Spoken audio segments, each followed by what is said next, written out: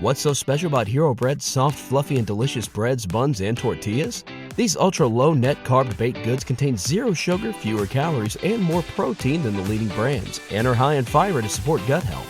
Shop now at hero.co. Hey y'all, my name is Shan. Welcome to Cozy Womb Podcast.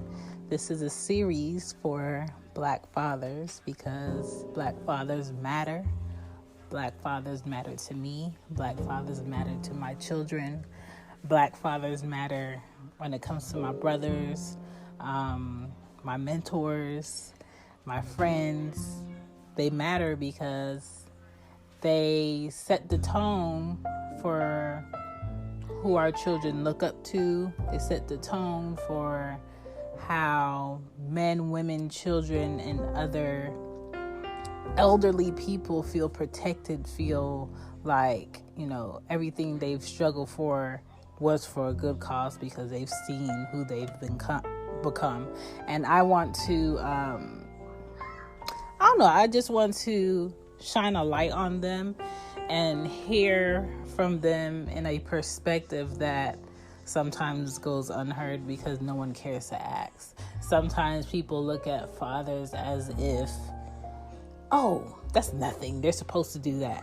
Why would we, thank you for doing something you're automatically supposed to do? You shouldn't look for any, praise or any thank yous for that. That's standard. That's the basics. Do what you're supposed to do. But when you have a father that's there, that's consistent, that's available, that's attentive, that's caring, that's thoughtful, versus an absent father, versus a father that thinks his life and his now is more important than the child's future. There's a difference. There's a clear difference. And I just want to show appreciation. So this series, I've interviewed many fathers from different places, different backgrounds. And I really just want to pick their brains with different questions. So thank you for listening to Cozy Womb Podcast, and I hope you enjoy. Hey guys, in this episode, Raemont and I have a very positive, loving, sensible discussion about fatherhood and the ups and downs of his relationship with his father and how he took that and made a better relationship with his son. And I love it because he's consistently dedicated to being better. He's choosing a very direct and intentional way of fatherhood, and with his wife, and the fact that he's very dedicated to his craft and always building on that, and just pouring into his son and making sure that his son lives a childhood of a lot of joy and a lot of prosperity, and between him and his wife having the faith that they have and taking the good from, their parents' relationship and then bringing it into their own family. I think that's very vital to our kids. And I'm very happy and proud to say that I know of a Black man being a great father, a great husband, and really fathering intentionally. And I just wanted to share. Let's get into it. Hey, it's Anya Dula, and I am the host of Intercultured with Anya Dula. Intercultured with Anya Dula is a podcast that focuses on motherhood, culture, birth work, and travel. And it's just a place for women to come together to discuss our philosophies on motherhood, to discuss our work and birth work, if that's what we do, but mainly to bring women of all different cultures together so that we can talk about how we mother, how we #do motherhood, so that we can learn from one another and learn to love each other. That's really what it's all about. I hope you'll join us. Intercultured with Anya Dula podcast is available on all the major podcast stations. I hope you'll join us. Can't wait to connect.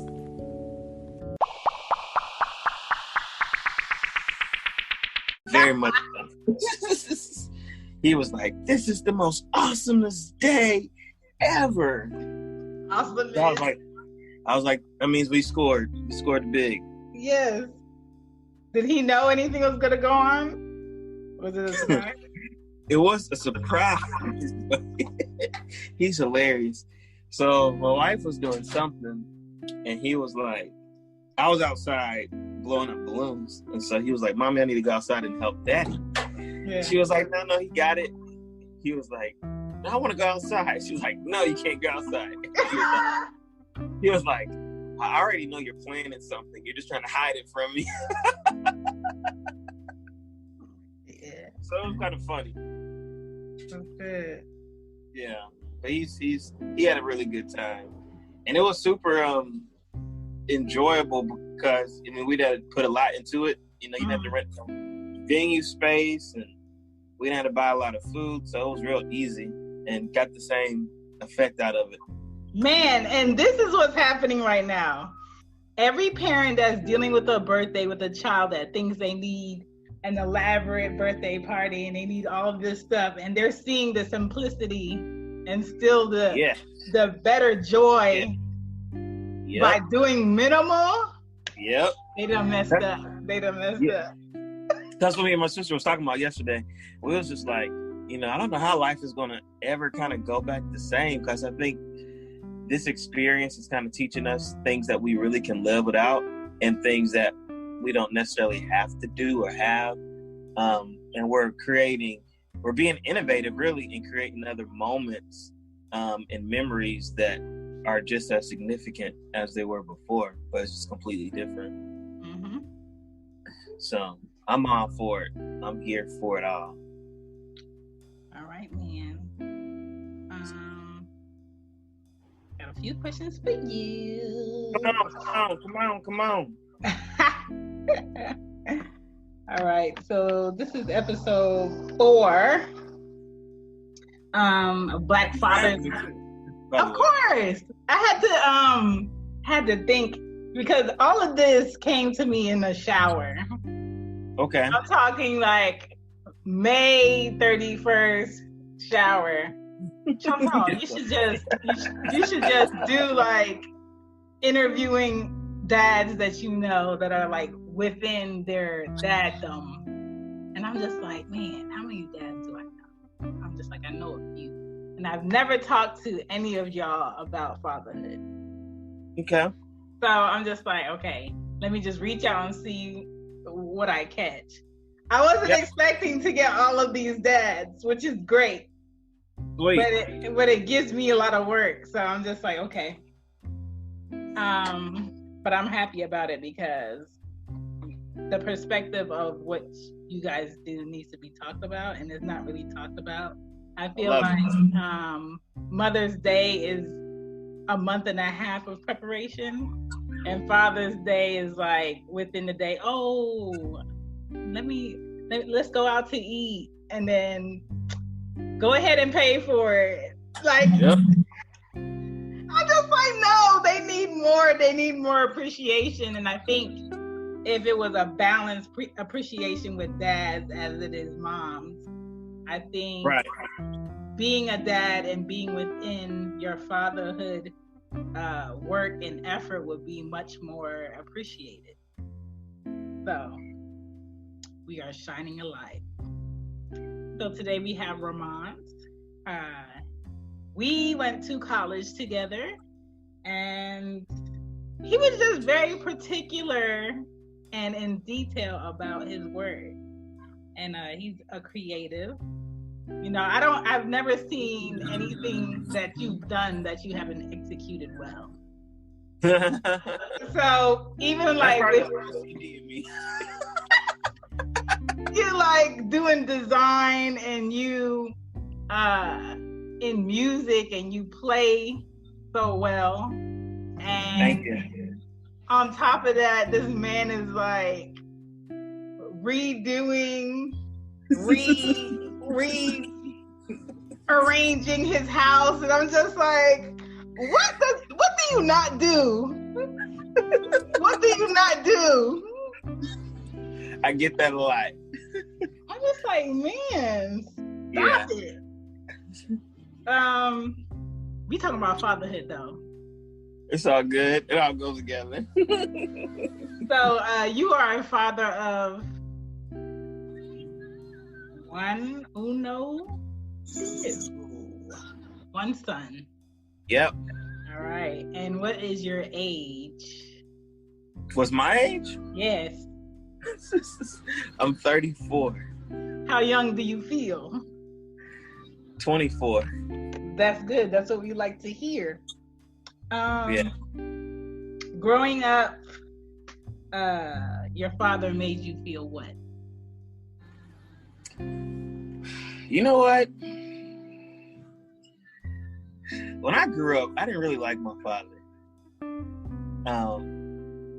I had like a love-hate relationship with him. But the older I got, I understood more why I felt the way I felt. And my dad grew up with a lot of toxic situations.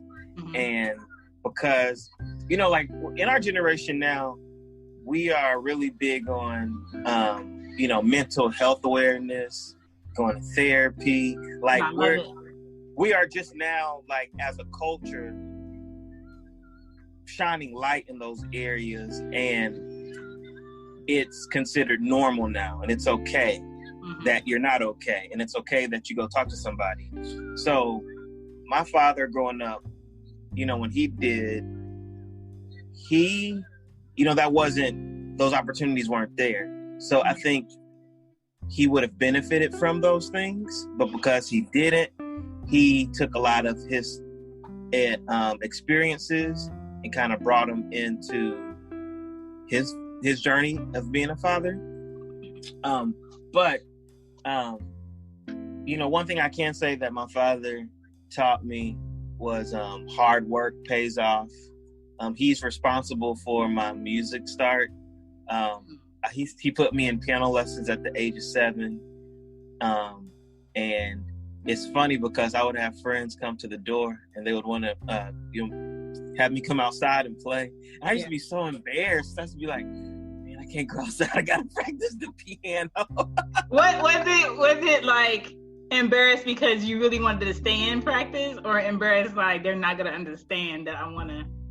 Yeah, it was like, you know, because it's kind of like I felt like it was kind of corny. You know what I'm saying? They got to go run the streets, have fun, and I mean that's what you want to do as a kid. And I was like, I gotta practice piano. So it was kind of funny because I used to be embarrassed. But crazy thing, when I was 11, so 8, 9, 10, 11, after 4 years of like consistently having lessons, I started playing for my first church. And shorty, I was making $125 a Sunday. Yo, like, right. So when I'm like getting these checks, yeah, I was like, yo, it was worth it. So it all came, you know, it ended up, you know, working out. But my father taught me that I could do absolutely anything. I just had to put in the work to do so. And a lot of advice that he gave me, it still stands true today. And so I'm appreciative that he was present. I'm appreciative that he always invested in me and pushed me. So my father felt, you know, he instilled that in me, hard work, and anything that I can do, or anything that I want to do rather, I can do it. And do you push that into your son? I do, but my son is a little bit different. His personality is he does have my personality, but he has a lot of my wife's personality as well. And so I kind of wanted to sit back and see where his personality was going to go, before I kind of like started pushing him. Yeah. But one thing I do, I always affirm him. I always tell him, you can do this. I always speak, greatness in him. I always tell him I'm proud of him. I build him up. And so I feel like those things are just as important. Being a child and just affirming your child and telling them, those positive affirmations. So I'm really big on that. But I've kind of waited to see like what his gifts and talents were going to be, before I was just like pushing him into something. Mm-hmm. So, but he has a lot of gifts too. I can see it. So it's going to be fun watching him grow up. That's good. Being a father means blank. What does being a father mean to you? Means responsibility, accountability. It means world to me. It's one of the greatest gifts you can be gifted to do. And young boys need their fathers. Sometimes I tell my friends all the time, it's not a day that goes by that I do not correct my son. Every day it's something. I'm reminding him to do something. I'm either telling him what he did wasn't good enough. Like, it's so important because I feel like, men and women are completely different.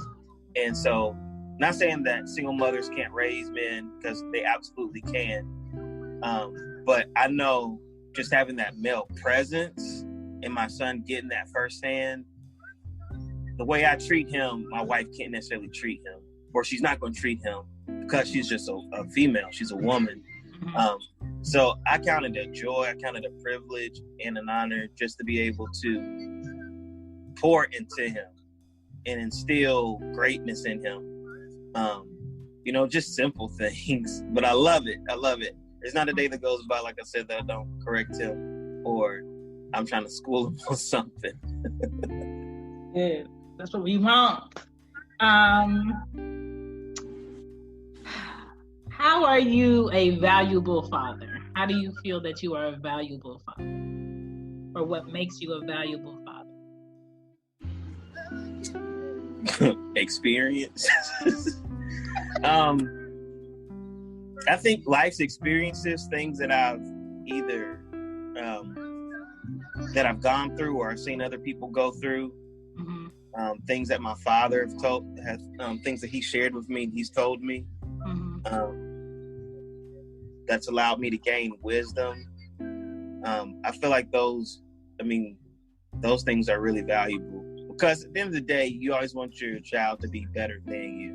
You want them to accomplish more than what you accomplished. Yeah. And if there's something that I did that I didn't get the outcome that I wanted, or a mistake that I made that I learned a valuable lesson from that I can help you avoid, I want to do that at all costs because you're a part of me. You're my seed, and I want to see you grow up and, like I said, do greater than what I did and what I've done.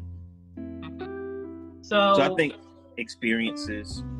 Okay. So you pour into him your wins and also balancing that out with your failures. Of course. Yep. It's so funny because I'm like, man, I can't wait till he gets to this stage. Can't wait till he gets to this phase. I ain't letting him do this. We ain't gonna do that. You just have all these things in your mind. I don't want him to grow up and inherit debt. I don't want him to go to school and come out with debt. It's just so many things. I want him to, I want to be able to be like, okay, this house is yours. Or, when you turn such and such, you got this much money already in the account. Those things are super important to me because that gives him kind of a head start in life. And I want him to have that head start, and I want him to be the best version of him that he can be. Excellent. A lot of cultures give their kids a head start that's not really talked about. And when it goes to saying, you know, after your child is 18, all kids are on the equal playing field, it's not true. Right. That is very true. It has to do with the parents planning and want to plan for what that outcome is. Because even if your child doesn't go to college, you still want to set them up to be successful. So for me with my two girls, I'm not for, oh, you're 18, I'm pushing you out the house. I want you to stay until I feel like you're mature enough to handle adult life, which could be 25 or 26. But this whole pushing the kid out to figure out life is not it. Yeah, that's so funny. I had a conversation with one of my wife's cousins maybe a couple of months ago, and she basically schooled me in that area because I agreed, but I felt like for some reason in my mind, when it comes to a boy, it's different. She just got married 2 years ago, and I think she was anywhere from 26, 27. And up until that point, she lived with her parents. And she was saying her parents taught her that, you know, you live with us until you're able to be on your own. Or even if you're able to be on your own and you're not married, there's no reason for you to live on your own. If you can live here, rent, mortgage free, and stack your money. And so that's basically what she did. And that, I don't know who started that stigma of, you know, when you're 18, you need to be on your own, and, you know, so forth and so on. And so I had a conversation with her, and I was like, well, that's really good. And I was like, well, how do you feel about it as it pertains to boys? And she was like, it goes the same way.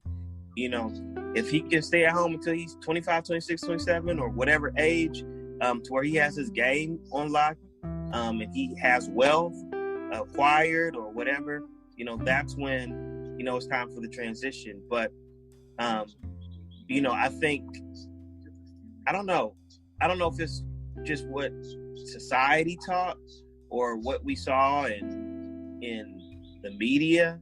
Because because even I had that mentality. I was like, oh yeah, by the age of 20 such I should be doing this, and I was doing it, but I wasn't necessarily probably mature enough to do it, you know. So that's where I've learned my failures from, feeling like I'm supposed to do this when I'm this, and, you know, it's just the game has completely changed, and I'm happy that, you know, people are catching on more to that, and letting go of this stigma of stuff that don't really make sense. Because it don't make sense if you 18 and you only working at Zaxby's. Like, it don't make sense. Like, okay, you're 18, but you're struggling and you ain't really acquiring any wealth. You just, you know, you just living to survive, basically, at that point. Yeah, I think the internet helped with that. Smartphones help with that because we got to share our lives a lot quicker with people. And so when we talked about how we were living and the steps that we took to get to the places that we are in, I think it made people check themselves and be like, well, maybe I was going about this all wrong. Maybe society is telling me I need an $85,000 car and I need these rims and I need to be having all of this money. I need to be going out all the time. But society is not telling me that I need to own property and have something of this earth and build a wealth. And then maybe I do need a new car, but I can get a new car that costs maybe $30,000, not $85,000. Right. So I do appreciate the internet for that. But when you have the internet how it is and how quick that it is, you also have to pour into your kids a lot faster before the internet gets them. Yeah, so stuff changes. It's all in balancing that. And, you know, with the society out here, how do you keep your son within a child's mind with society? I don't expose him to everything. Like right now, he just turned 8, and we haven't even really talked about race and Black Lives Matter, and not that I don't want to, but like right now, I don't really feel like I have to have that conversation with him, opposed to like when his school, like stuff that he hasn't been affected by yet. I'm not really, because I don't want him to grow up and feel like he has to treat people differently, because I don't instill that in him. But because he hasn't really had that experience, well, now back up. If he had that experience and came home and was like, okay, well, somebody said something about my skin color, then I feel like, okay, it would have been appropriate to have that conversation. Yeah. But like right now, my son he thinks he's a Power Ranger, and he is jumping off the sofa with swords, and he's Mighty Morphin it up. So I'm letting him enjoy him being a child. Now, Black boy joy. Right. Now, he didn't get to go back to school, and so he does know that was because of COVID. You know what I'm saying? So we had the conversation about, okay, COVID, so forth and so on, and he understands to a degree. But I just feel like let your child, let them be a kid while they can, and when it's time to address certain issues, you'll know when, because it'll happen. You know what I'm saying? I feel like sometimes like life will happen how it's supposed to. And right now, since race has never been an issue, I'm not going to be like, okay, he's white, you black. And you know what I'm saying? I'm not going to go there because I don't want to open up that door if it hasn't been open yet. Okay. For you growing up, did your father ever pull you to the side and have that conversation? And if he did, when do you remember that being? I was in middle school. I remember those conversations. Because my dad went through the 60s, and he was like, look, when you see the police, go the other way. You don't want no problems with them. Yeah. Don't get in trouble. My dad used to hate seeing black people get pulled over. He would always make comments and be like, they just racially profiling them. And, but I think I was in middle school when I remember really starting to remember those conversations and him being vocal about it and him telling me how to avoid it at all costs. I do remember that. Man. Go ahead. I was saying, and for us, I grew up in Powder Springs, and my parents moved to that city like in the late 80s, and literally, like, if you count on one hand, they were like one of those numbers of black families in that city. So they remember even back then just how the racial tension was, and being the new kids on the block, being the only black kids on the block, if I should say. So he had a lot to say as it pertained to that. Yeah, there's a video from back in the days circulating with black kids and white kids on the street. And when I tell you, the Lord knew when to have me on this earth, because my patience and my tolerance for what was said and how they were treated, I don't know if I would make it to 33 years of age. I agree. It was crazy. I agree. Yeah. My grandmother's 93, and she tells us stories, so many vivid stories. She remembers the white kids riding on the bus and her having to walk to school, and they would throw rocks at them out the window. Stuff that, even now, like, I just be like, God, thank you that I haven't met a Karen, or I haven't met anybody crazy, because I know I'm with it. You go to 10, I'm right there with you. So I feel you on that, as far as like when I was born, and because I'm crazy too.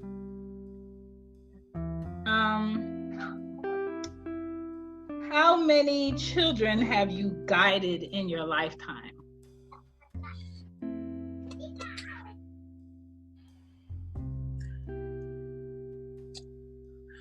Man, I gotta think. Right. I've had like I've mentored. I have a really big heart as when it comes to Black men and Black boys. I've mentored probably close to five. Mentoring them and just saying that, I want to be there and pour into you. But I mean, I've been directly and indirectly involved with different children. So I can really put a number on it. But as far as like me taking like young men under my wings and mentoring them, probably around 5. Yeah. And I have a heart for that. I have a heart to see, young Black men win, and pour into them, and be that big brother to them. I have a heart for that. And I'm very, very, very grateful God blessed me with a son.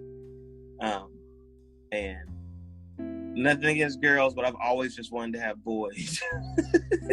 Because I felt like... tell you, the Lord tried me 2 times.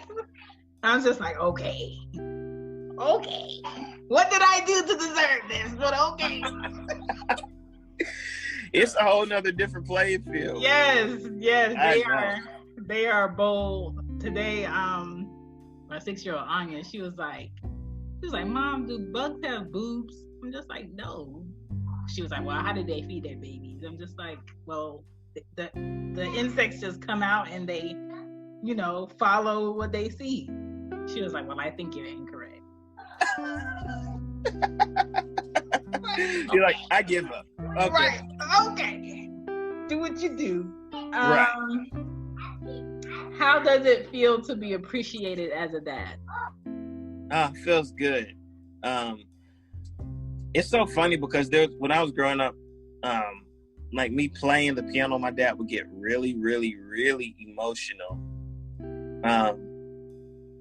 And my son can do like the smallest things.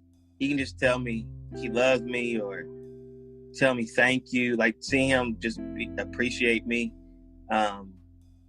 It's so rewarding. And I get so much joy when he does small things. And it helps me to know that I'm on the right track in what I do. What I'm doing and what I do is not in vain. Perfect. What are 3 things you wish you could improve or change for Black fathers? In general, for Black fathers? Yeah.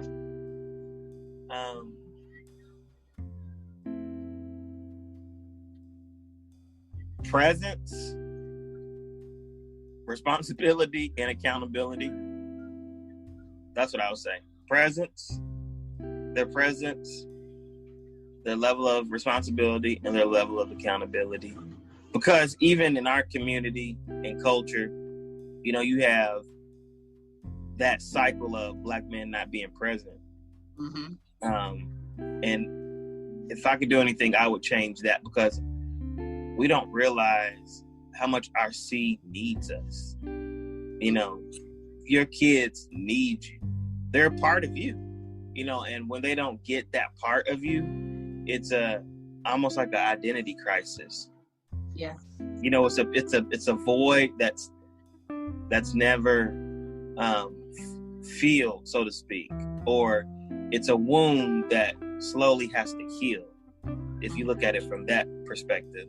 So for me, when I see Black men present, and I'm not saying that every relationship's gonna work out, because it may not, but you just still being present and being accountable for your actions and taking care of your responsibility.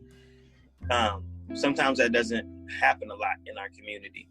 So when I do see it, it's so rewarding. It's like you just want to go give another Black man a high five. Like, yeah. Like you okay, you want it. You know what I'm saying? We know inside you want to cry, but thank you for being.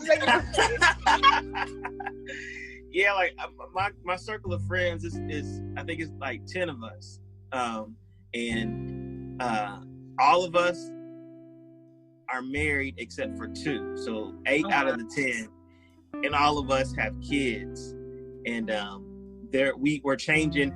We met in school, and we called ourselves MOS, and it stands for Men of Standards. Yes. And we've always just said we were going to change the dynamic.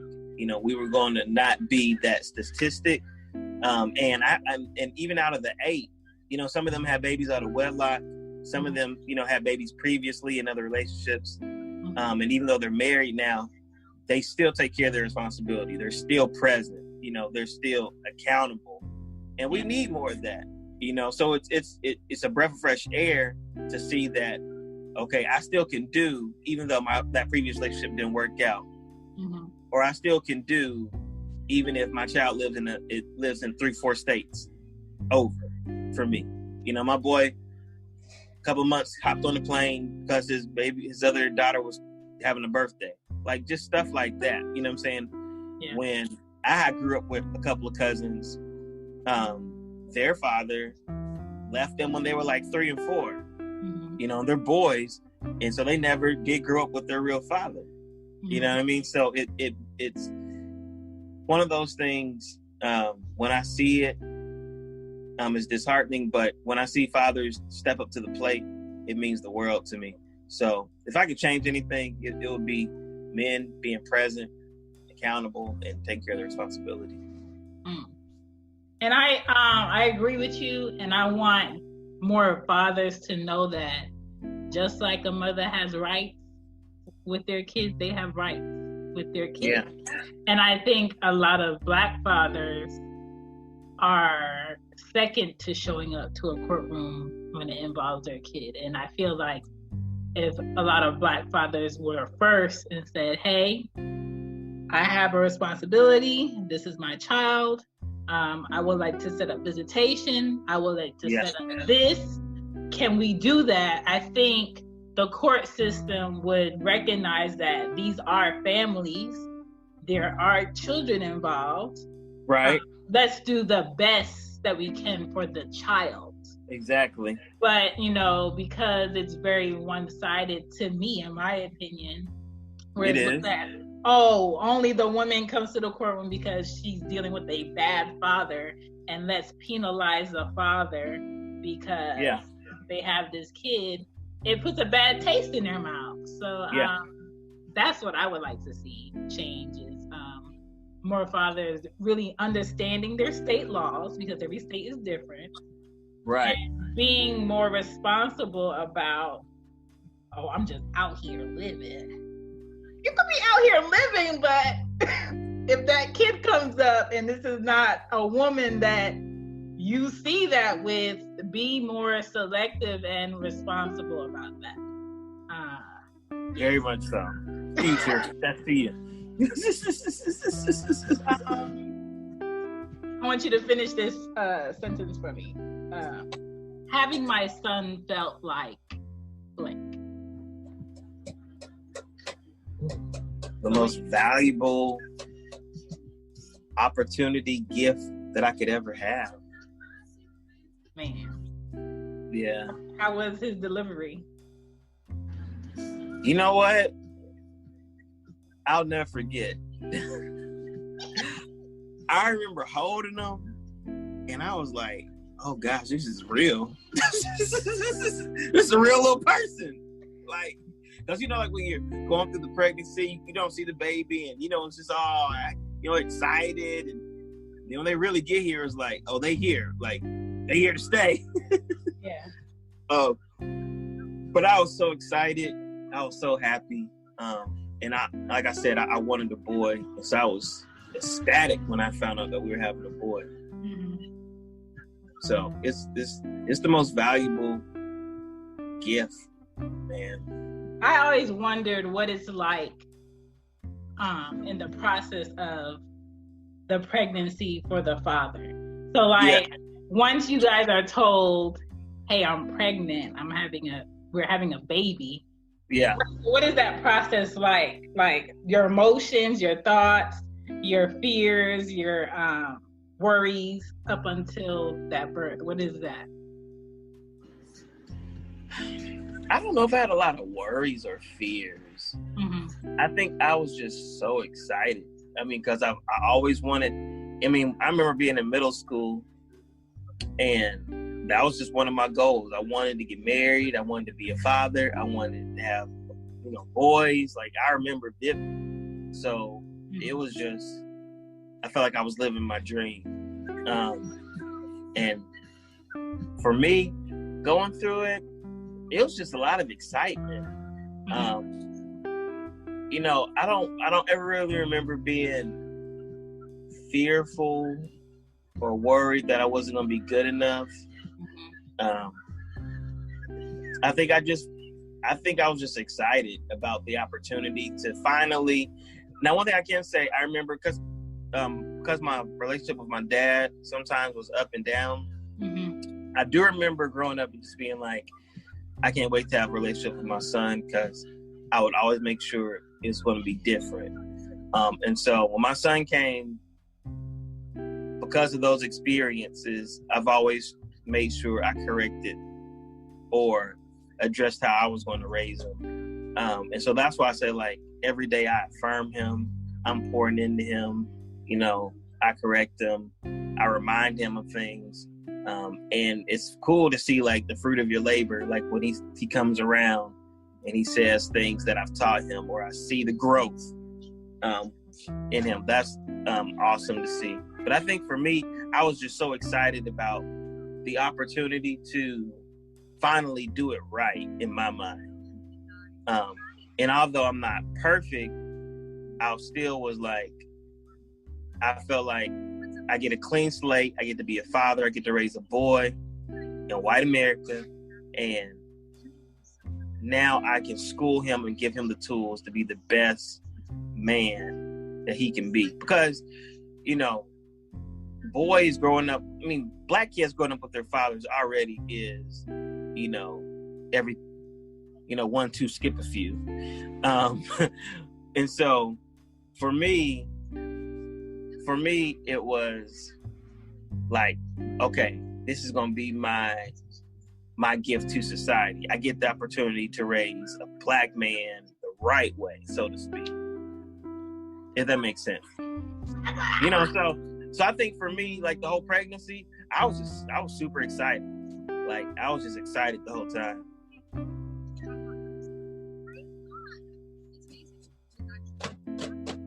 That's perfect. Because I think a lot of fathers might fear those words, I'm pregnant. And I wish there were more fathers that got excited about those. Yeah. But it goes back to what you were saying. Like, if you live in a fast life and you just out there getting it, then those are words you're going to fear. You have, like you said, you have to be selective. You have to be responsible. You have to be mature. If you're going to go out and be an adult, but be responsible adult. Just like there's nothing wrong with drinking if you're going to drink, but if you're going to drink and be sloppy and then get DUIs, then you're a menace to society. Right. You know what I'm saying? So if you're going to go out and be an adult, just be responsible. You ain't got no reason to fear if you're being responsible. You see what I'm saying? Like, it'd be different if I'm just locking up and kicking it with 7, 8 different females, and then 5 of them come back and like, oh, we pregnant. Yeah, I'm gonna fear those words because I ain't being responsible. I'm not being accountable. Mm-hmm. I don't really want to be present in their life. Mm-hmm. I'm just out here having a good time. You see what I'm saying? And so that's the immature man. And so for me, my story's a little bit different, but I guess because I wanted to have a family and I knew who I wanted to have a family with, I was excited to hear those words. So for your parents, were they the example as far as like a marriage, a family, a unit for you and your wife? Or was someone else the example for you? I think we pulled from it a little bit from everybody. Like, there was things that I saw my parents do, and I was like, okay, I can take that. I like that. there was things in my wife's family that she saw, the same thing. You know, there was things that we were like, okay, it was almost like compare and contrast. Like, okay, yeah, we can do this. We can do, no, I don't really like that. You know what I'm saying? So I think we got a little bit from everybody, you know, including the Cosbys. I wish they were like legit real. Like, can this family be real? Yeah. And you know, when I think about the Cosbys, I think that was the one family sitcom that we had that didn't have Black kids growing up in trauma. Like their drama. Their drama was, oh, Vanessa did this, and you know, you were trying to sneak something out the refrigerator, like how your children should grow up. And that is completely missing out of this generation, and I'm afraid, because everybody's family today is so different. And my mom was comfortable growing up with being like, okay, y'all could go outside. We went outside at 9 a.m. We didn't come back in till like 6:30. She wasn't worried about if somebody picked us up. She wasn't worried about if we were over our friend's house and it was safe. I would never let any of my daughters go outside that long and go over people's houses and trust them to be able to maneuver themselves in a way where they're safe and come back home to me. So, wholeheartedly agree. My wife now, like, we have a neighbor, he's same age as my son, Black family, and they always, it's like, oh, you know, he can come over, he can come inside. And I'd be like, nope, they can play outside. You know, it's just, we live in it. You don't, back in those days, I don't know, life was just more simpler. Today's time, you can be, or have this persona, and then be completely different behind that. Do you think it's because we've been exposed to too much information and we know too much? So, like, I'm not saying that pedophiles and sexual predators and drugs didn't exist growing up in like the 90s for us, but I'm just saying it wasn't like, this is the process, this is what happens, and this is what they do in the house when they have kids.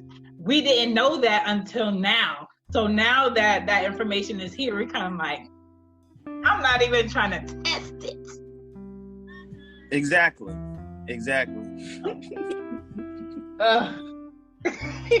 The internet. Right. Life is completely different.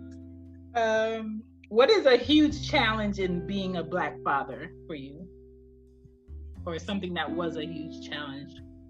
Being Black in America.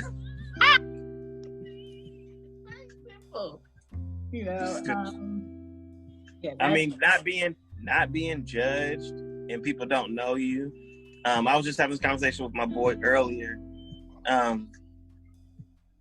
You know, you want people to appreciate you and love you for who you are and who you can be and what you are, and, you know, your gifts and your talents.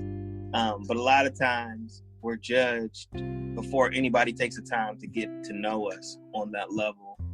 And so raising a son through that and having and wondering how he's going to have to navigate when he gets older, based off how I had to grow up and navigate, you know, those are some of the biggest challenges, because, you know, when people don't take the time to know you, get to know you, and they've already have a preconceived notion of who you are, then it's like you're up, the odds are already stacked against you.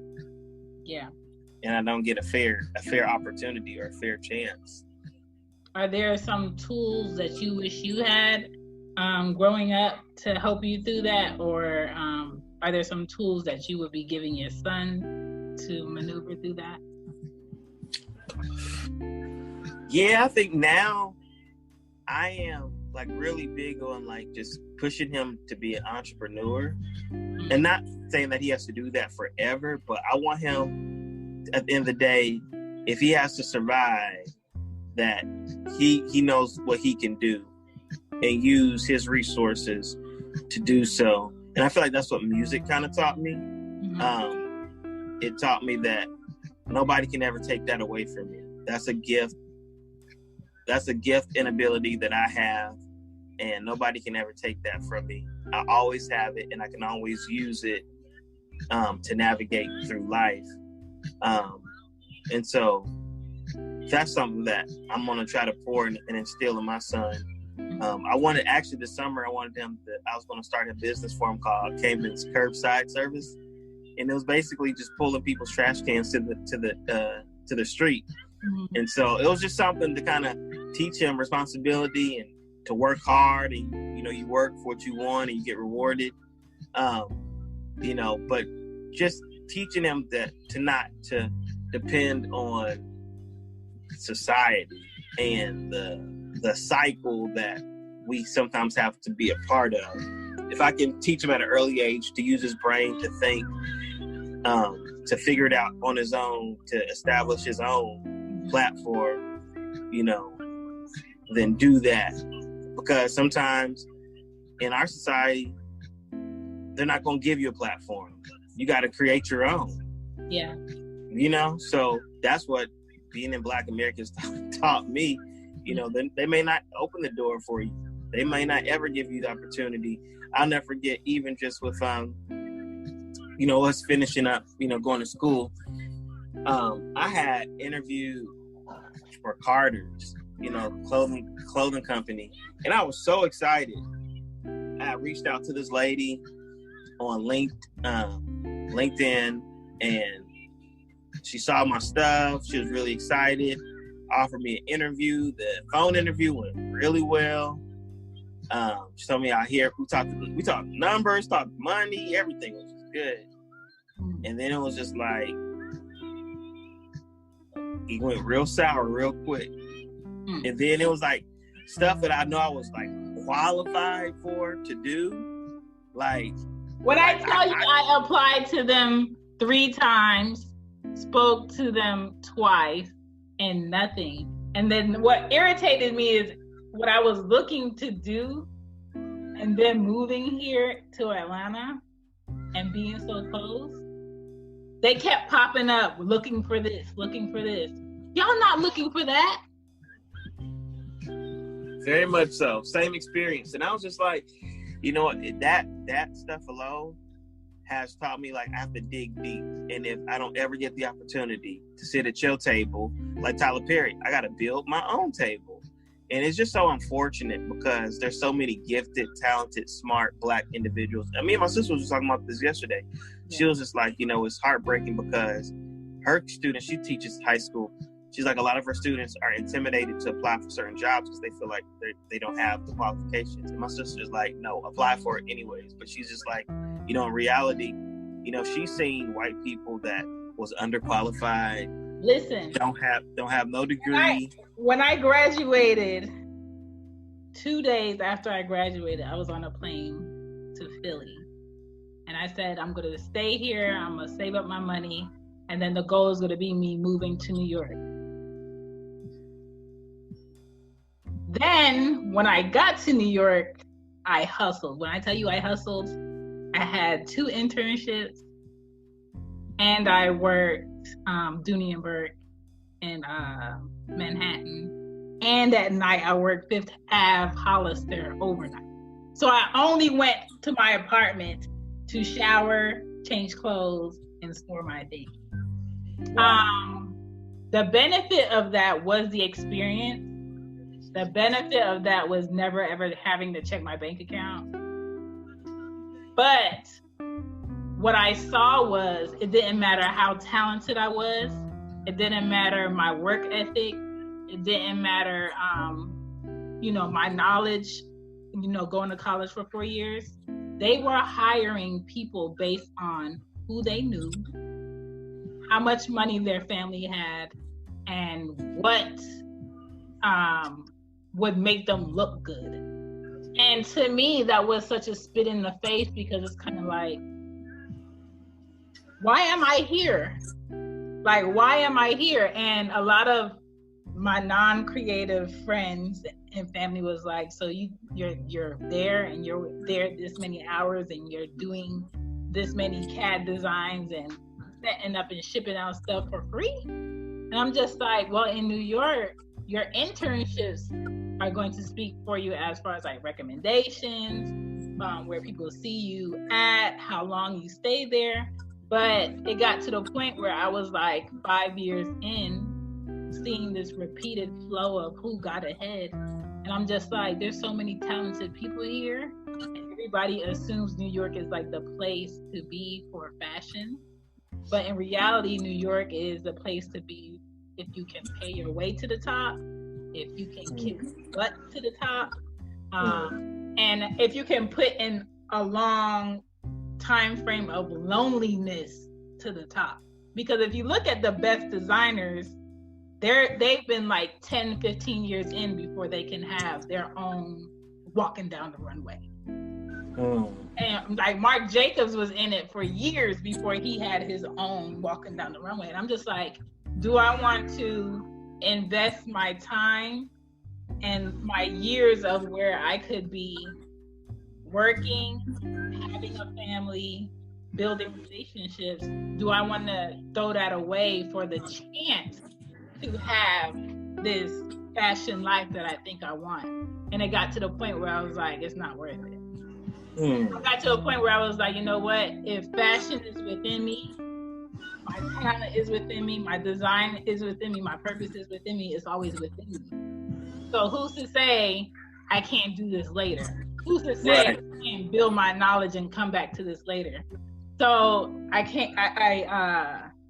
got pregnant. I was like, New York is definitely not the place to be with a kid and not having like generation money. So I was like, I'm going back to Atlanta, and I came back down here. I got a house, and this is just where I'm at.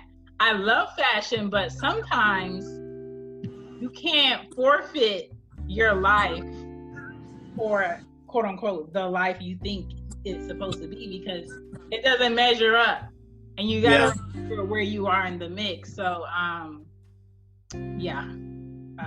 there's a lot of friends that are throwing. I'm not gonna say they're throwing their life away, but they're giving up their time for a thought that they think it is, and then they realize they're at an age now where they want the house, they want the family, they want the husband or the wife, and they just like, where is it? And you eat that time, and then you get to a point where you're like, okay, kids is out the question. I still have these two things that I can get, and I didn't want that. And so that is the conundrum that is the New York life. And I'm glad I got out of it. I like the experience, but I'm glad I got out of it when I did, because then I would be older and bitter about the time I invested. Wow. Thank you for sharing that. That speaks so many volumes. And it's sad. I mean, and I tell people all the time, this is white privilege, because they don't know what that's like. They don't know what it's like to work and still not be good enough. They don't know what it's like. You go on a million interviews and they still don't like you, and still don't hire you. And that's it.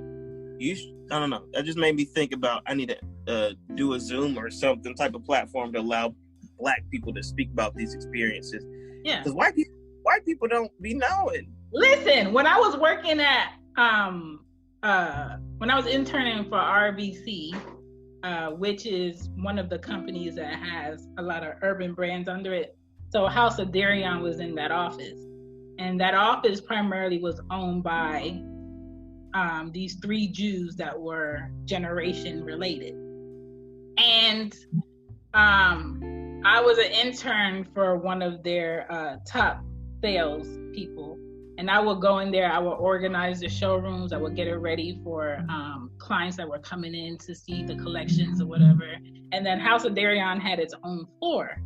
And in the office, I went in there because my whole point of being there is I wanted to mainly get in with footwear.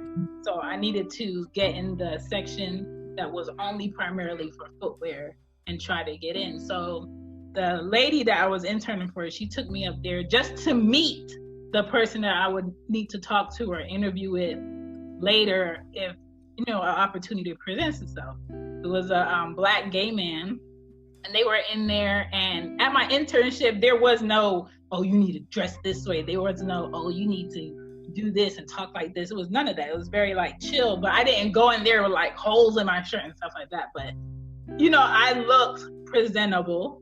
And we went in there, and she was having a conversation, and she showed him my designs, some of my work, and was like, she has this experience. She's a college graduate, blah blah blah blah blah. And he was like, "All right, well, first of all, y'all can't be coming in here looking like y'all about to play the lotto, and these white people is not about to be meeting with you. So you just let me know when you want to try this again." That was it. And the way that he spoke to me, and I wrote about this in one of my books, the way that he spoke to me, it was like, you're not good enough for these white folks. I'm not Black. I'm like a higher Black. And you're less than, and it doesn't matter what your talent is. You just don't look like you're worth these white folks' time. So try this again. And that was such a turnoff to me, because it's kind of like, you me, I'm you. I'm not interviewing with you right now. I'm just seeing if there's an opportunity for this here. And that turned me off. And as soon as I got into the elevator with Jamie, I'm just like, you know what? No, even if there was an opportunity, I wouldn't want to be working and smiling and shaking hands and being within the aura of that energy on a daily, and I would rather not. And so I got an internship with Bakir, which is a lady that did shoes, handbags, and just accessories. And I worked with her, and her office was very diverse. I loved it, but it was more so, a rotation of interns. It wasn't like you intern opportunities. Yeah, it wasn't like you internship, you get hired. Most of the interns were still in college. I wasn't, but I did it for the exposure and sitting in meetings of leathers and seeing what's the process of taking pictures of product and getting on the web. So that was such a turnoff for me. So that fashion New York stuff, you gotta sacrifice in ways where it's like holding your tongue or not being able to put forth your best and being passed up. And it's like my personality, my dedication wouldn't.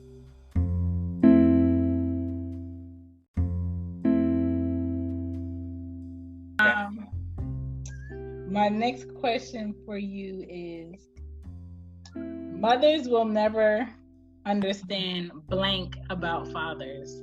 What is it that we can't understand or won't understand or can't comprehend?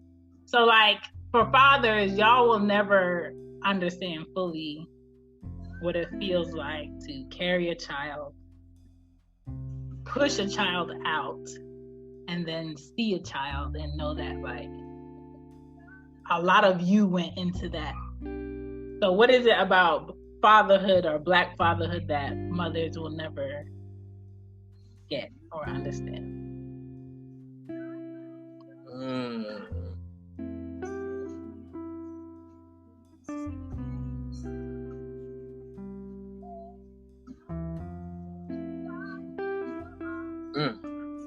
I don't know what I would say. That was a good example.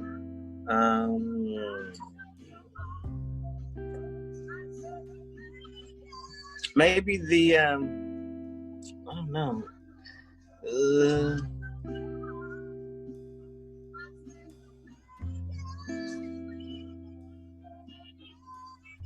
I was gonna say the weight.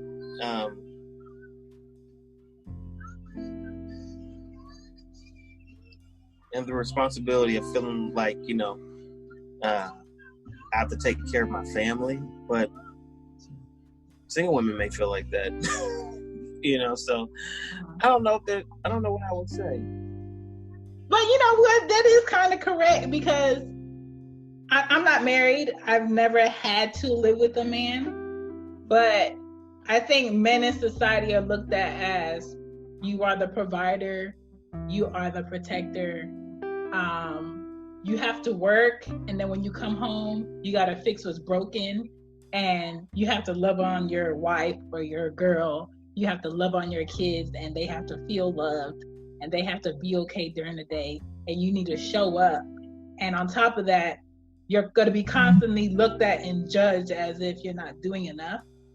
Whereas for me, I am the only adult in my house, and I do feel the pressure of having to protect, not being able to have like my time.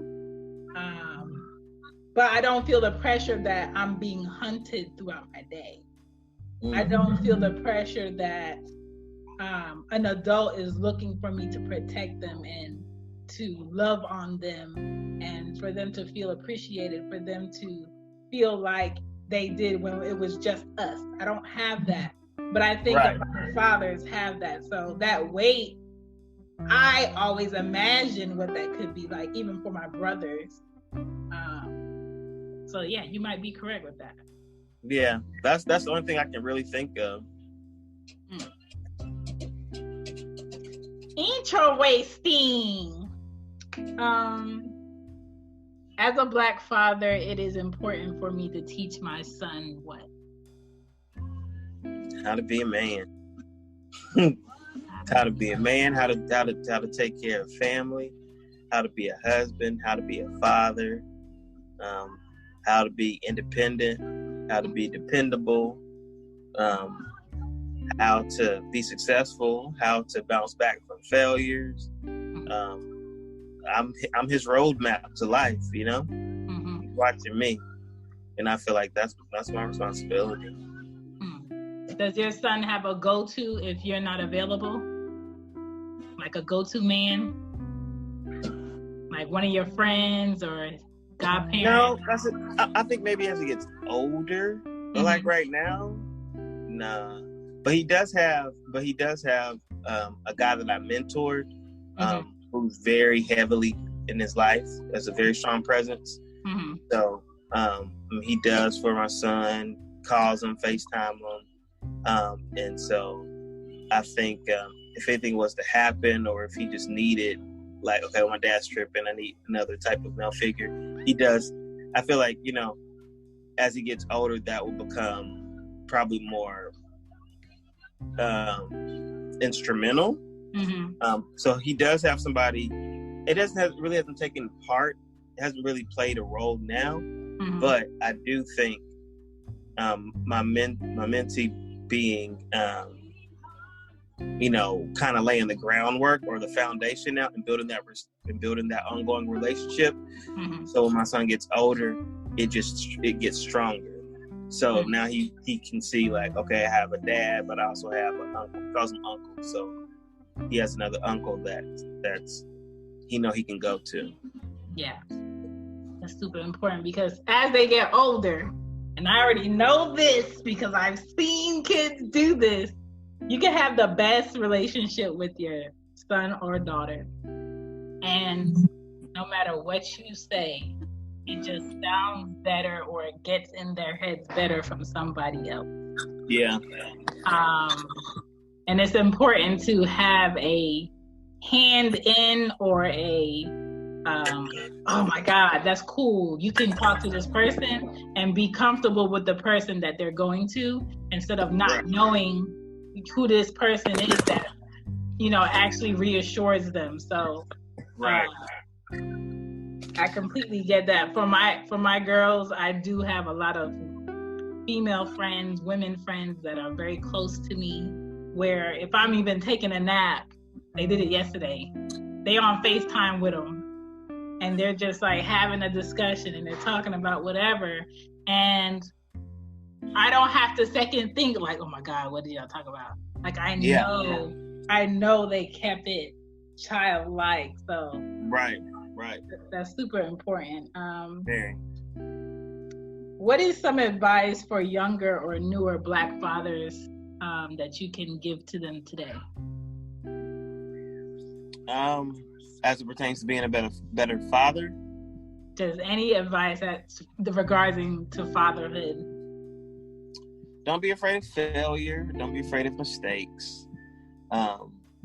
Read a lot. Make memories. Mm-hmm. Focus on making memories, because your kids will remember memories before they remember how much money you had. Quality time and memories. And that's what I challenge myself to do to this day. Try to always create memories and moments that they will always cherish. I agree. How often do you make sure you tell your son that you love him? Every day. Every single day. I'm super affectionate with him. Yeah. And my dad wasn't really like that with me. Mm-hmm. But I probably took my son's probably heard me tell him I love him so much. He just probably be like, Dad, I know. But every time I tell him, he always says it back.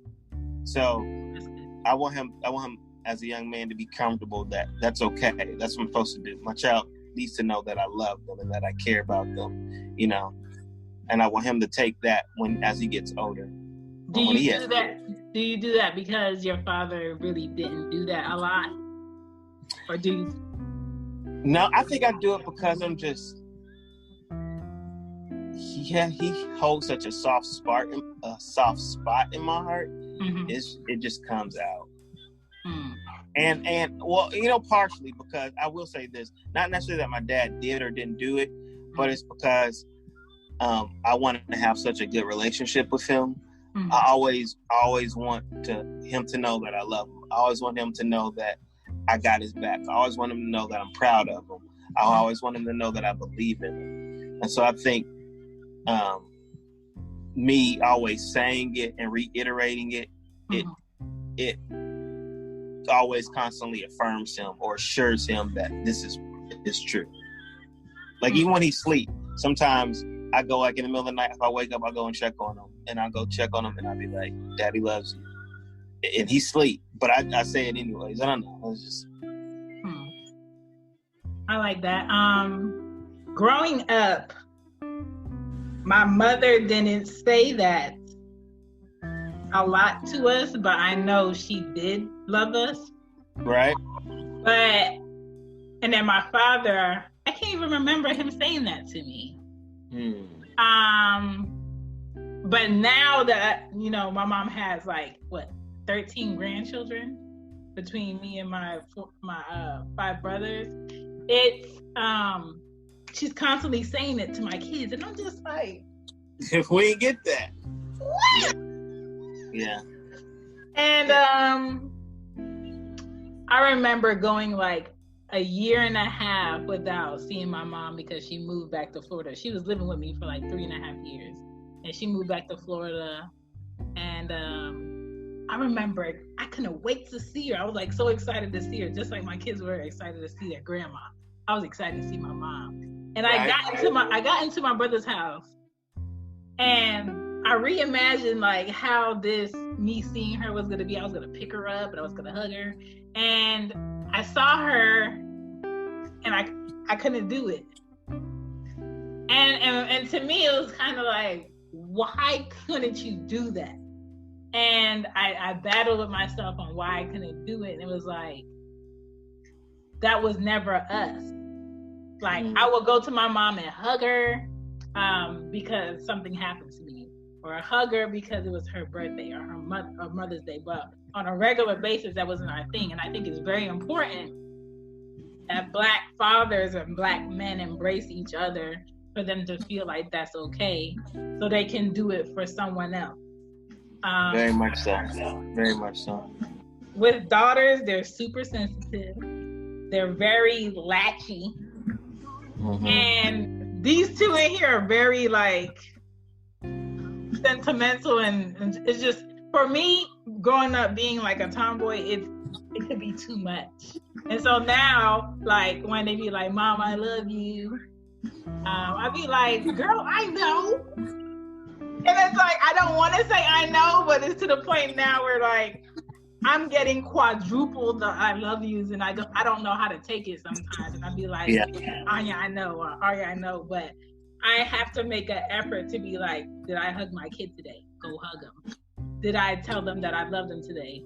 Go love on them. So it doesn't turn into like a hello and goodbye, because I treasure random I love yous over the greeting and the I'm hanging up the phone I love you. It just means more because it comes with a thought. It's not, oh, I'm hanging up, let me just tell you this just in case I can't say it. Mm-hmm. So yeah, I like that. I like that you put effort in that. I got 2 more questions for you. All right, sweet. What is a Black father stereotype that you defeat every day? Being in my child's life. You know, even from being in school, like now, I'm be honest, I don't be wanting to go to the parent conferences. I don't be wanting to go to the PTA meeting, like, because, and it's not that I don't care. Mm-hmm. It's just that, you know, I'd rather put my energy in other areas. But I show up to the meetings. Mm-hmm. I show up to the whatever. His school did the thing where it was like one Wednesday out the month, 5 Wednesdays with dad or whatever it was. Mm-hmm. I was there because I feel like we're so often not there. Mm-hmm. I have to be there. I have to show this portion of people that I'm a Black man. I love my son. I care about him, and I'm here. I'm present. So that's what I feel like. So you show up for the fathers that can't or didn't show up? Both. Because I feel like I have to represent, because at the end of the day, I'm still a Black man. Yeah. You know, and so if one more Black man shows up, then I beat the number that didn't. Fair. That's a lot of pressure. That's why I be like, oh man. Sometimes you don't be wanting to. It's like, yeah. But you know, I show up to represent. Like, we are here, we are present. Not all Black men have kids and don't know them or aren't in their child's life.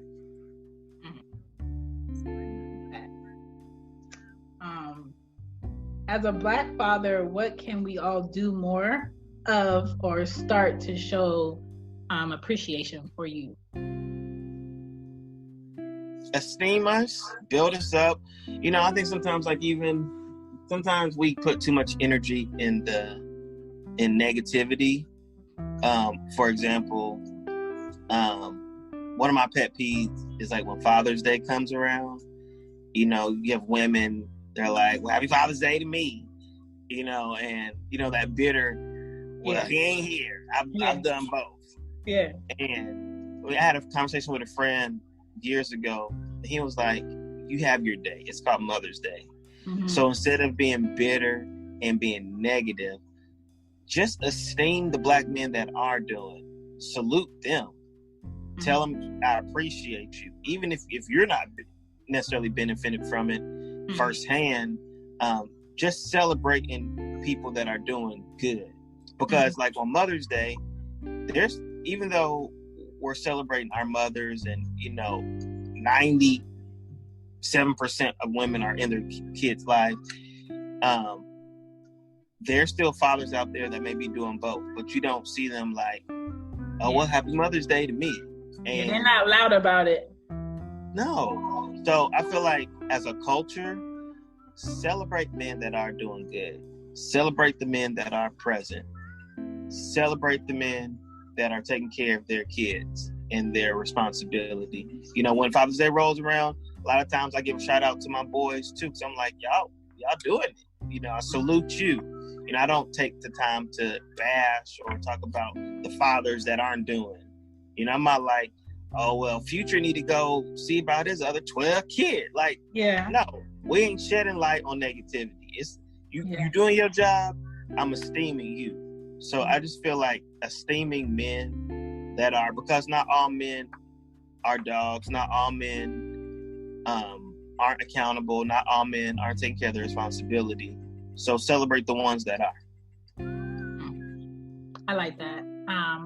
I feel like I do that at a good rate, where it's like, if I have no friends that are fathers, I make an effort. Cousins, I make an effort. My brothers, I make an effort. Even if they have wives, I make an effort, because I don't want them to feel like they're not seen. I don't want them to feel like nobody appreciates it. Like, it was my birthday a couple of days ago, and my brother called me, but I missed the call, but he left a message. And he texted me. He was like, I wish I had something to give you. And I'm just like, man, if you don't kiss my nieces for me, like, we grown. And every time Father's Day comes around, if I can, like, find some shoes and mail it to him out the blue, I do that. If I can, like, throw him some money, I do that. If I can, text him something, I do that. And I want to say about 3 years ago, whenever we spoke, he's been making like an honest effort to tell me that he loves me. And I never asked him why. I never asked him for what, but I think he's seeing that with daughters, that means a lot more. So I'm just like, cool, that's just gonna be our thing. But yeah, even like my kids' fathers, maybe we don't have the best relationship sometimes, but I wouldn't have my kids if it wasn't for them. I didn't have my kids with someone else. I have my kids with you. So even if I have to just send you a thank you, that's what you're gonna get. If I need to say more, then I'll say more. But I think I'm really good about separating how we are currently and this holiday and this purpose and your purpose. And and I wish more people could do that and leave their ego and their pride somewhere else. So I agree with that. I agree with you. I agree. Kill the toxicness. Yes, we don't need it. I want to say thank you for sharing and being a good father to a black boy who will become a great dad one day. And thank you for setting the bar high. And happy Father's Day. I know people can tell you happy Father's Day, but happy Father's Day. I really, really appreciate it. Thank you for having me. No problem. I wish Father's Day was like the whole month of June. Right, just celebrate the whole month. Yeah, but it's perfect. Thank you so much. You're very welcome. We'll talk soon. Yes. All righty.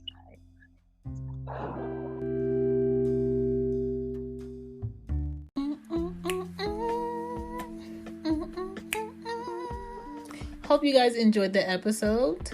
Please follow us as in me, at Cozy Womb Pod on Twitter. Please follow the Facebook page at Cozy Womb Podcast. I need some feedback about these episodes. I've been doing episodes since 2018. I want to say March. And I feel like in 2018, it was a lot more feedback that I was getting from the episodes. And now I'm kind of really wondering, like, what do parents or soon-to-be parents or listeners need from, like, other parents? Or what do you want to know? Or what are you mostly curious about that you would like to be talked about that's not talked about enough? And if I have an experience with it, I would love to share it. I'm really curious on what is it that I haven't shared, or I haven't done an episode. I feel like I've touched bases on most things. The only thing that I haven't touched base on purposely is women who have had miscarriages, because I've never experienced that. And I don't like to do episodes on things I haven't experienced, because I don't know what that's like. But if you guys would want to share any feedback, please check out the Cozy Womb Podcast Facebook page and the Twitter. DM me on IG at Cozy Womb Pod. I answer my DMs frequently. If there's any podcasters out there or anyone that's interested in any type of branding of their, product, I don't mind adding it into the show. If that's something you're interested in, just please email me at cozywombbmama@gmail.com. Hope you guys enjoy the show. Would love your feedback. If this is a show that you're interested in, please subscribe and please leave a review on Apple Podcasts app. Thank you. Bye. Bye. Bye.